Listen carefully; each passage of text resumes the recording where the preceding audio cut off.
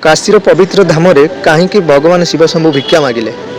काशीर पवित्र धामरे एक दिन भगवान शिव कहले, ए संसारटी मिथ्या, अन्न और धनर किछि मूल्य ना, मो पाई तो ध्यान ही सर्वोत्तम।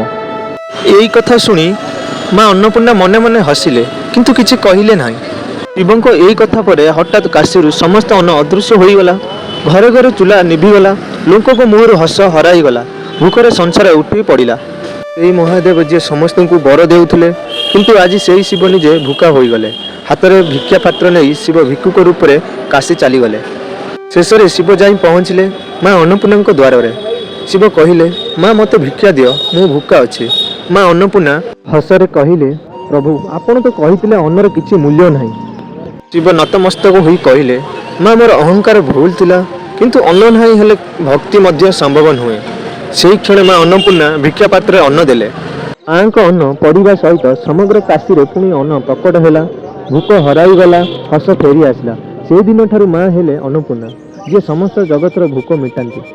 आजिर अनुचिंता एक्जाक्टली इठी कुआ जाउची जे जी अन्न को अपमान कले भगवान मध्य भूखा हुअंती। जोंटी अन्न अछि सेठी भगवान अछंती। जय जगन्नाथ। जदि भिडियोटी आपण मानकु भल लागि थाए कमेंट रे किछि लेखिबे। रहुछि नमस्कार। देखा आउ एक भिडियो।